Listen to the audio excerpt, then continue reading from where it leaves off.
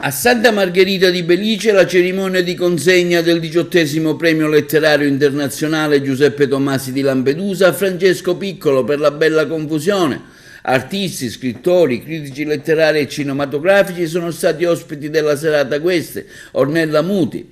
La chiusura del Festival Gattopardiano è avvenuta con il sottosegretario di Stato al Ministero della Cultura, Vittorio Sgarbi. Salvatore Nonico, presidente della giuria, in conferenza stampa ha spiegato le ragioni del conferimento del 18° premio letterario internazionale Giuseppe Tomasi di Lampedusa a Francesco Piccolo, scrittore e sceneggiatore tra i più noti di successo del momento.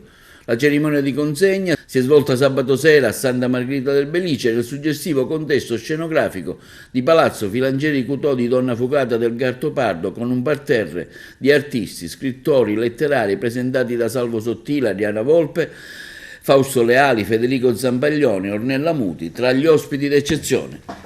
Sì, in occasione del doppio anniversario, i 65 anni dalla pubblicazione del romanzo e i 60 anni dall'uscita del film di Luchino Visconti, abbiamo pensato di costruire attorno alla cerimonia di conferimento del premio un calendario di appuntamenti che potessero rendere omaggio alle 1000 vite del romanzo, ma anche un tributo a colui che è stato veramente il più grande custode delle memorie lampedusane, che è Gioacchino Lanza Tomasi. E in particolare ci siamo riferiti a un suo intervento sulle pagine di Repubblica, in cui auspicava che alcuni dei grandi nomi della letteratura che sono stati premiati, annoverati nell'Albo d'Oro del premio Tomasi Lampedusa, come Abraham Yoshua e Mario Vargas Llosa e Xavier Marias, e che avevano ammesso che il Gattopardo aveva influenzato fortemente la loro prosa, la loro letteratura, auspicava un ritorno di questi scrittori per poter celebrare il lascito che un grande romanzo come il Gattopardo ha avuto nella cultura europea. 5 anni dopo noi abbiamo ripreso questa volontà, visto che Gioacchino Lanza Tomasi ci ha lasciati recentemente, costruendo questo calendario di appuntamenti attorno a questa volontà di restituire al Gattopardo, attraverso questi appuntamenti in cui Santa Margherita assurge veramente a personaggio del romanzo, una nuova vita.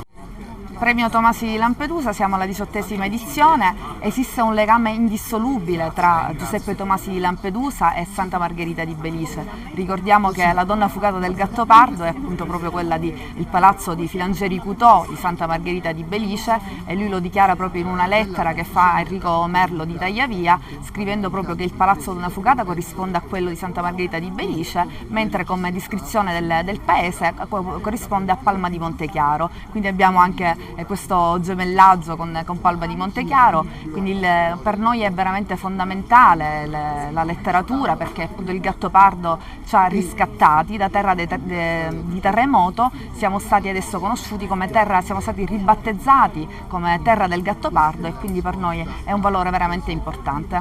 Intendo che quando sono diventato un adolescente e ho cominciato a sentire una specie di voglia di sensibilità, cosa che i maschi meridionali del mio tempo sentivano poco, una professoressa mi ha messo in mano il primo libro dell'età adulta, ed è stato il Gattopardo. Quindi il Gattopardo per me è l'inizio dell'amore per la lettura, e questo rapporto con il Gattopardo per me è stato decisivo. Tiene molto al dialogo tra il vino e l'arte, in particolare la letteratura. Ci chiamiamo Donna Fugate, una citazione dal Gattopardo di Tomasi di Lampedusa. Il premio è importante per il territorio e noi siamo stati supporter di questo premio per tanti anni. Abbiamo accolto nelle nostre tenute scrittori del calibro di Abraham Yoshua, Tar Benjeloun, Anita Desai, Claudio Magris, veramente persone incredibili che hanno dato un taglio internazionale a questo premio. È un modo per supportare il territorio, sperando in un turismo anche culturale da queste parti. Ma l'ho detto già all'inizio, quando mi hanno detto di presentare il vincitore, è un grande libro letterario, ma è anche un libro che nel momento in cui per la prima volta si riunisce la giuria per il premio, e con l'assenza del vecchio presidente, che è morto, il decesso Gioacchino Lanza, abbiamo avuto una sensibilità in più verso il romanzo, cioè non solo una grande opera letteraria, ma parla del Gattopardo parla del Gattopardo di Visconti, ma parla anche del Gattopardo di Tomasi. È un onore rappresentare l'Agenzia Nazionale del Turismo questa sera in questo bellissimo palcoscenico naturale, in occasione di questo importantissimo premio letterario. Perché siamo qui come agenzia? Perché oggi il turismo cambia, i turisti vogliono vivere delle esperienze, non vengono solo per le città d'arte, e quindi questi premi, queste manifestazioni rendono vivi i territori, ma riescono anche a raccontare un territorio, raccontare le bellezze di questo territorio. Quindi il premio letterario Tommaso di Lampedusa continua a crescere nel format. Quest'anno ritengo che sia un'edizione bellissima e aspettiamo delle grandi cose anche per il futuro. La bocca infantile, quello delle fragole. Sotto la massa di capelli di color notte, avvolti in soavi ondulazioni, gli occhi verdi albeggiavano, immoti, come quelli delle statue, e come essi, un po' crudeli.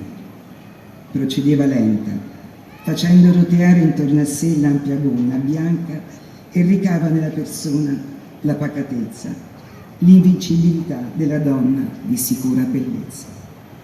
Molti mesi dopo soltanto si seppe che al momento di quel suo ingresso trionfale essa era stata sul punto di svenire dall'ansia.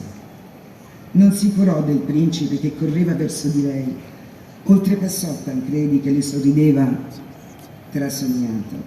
Dinanzi alla poltrona della principessa, la sua groppa stupenda disegnò un lieve inchino, e questa forma di omaggio inconsueta in Sicilia le conferì in un istante il fascino dell'esotismo in aggiunta a quello della bellezza paesana.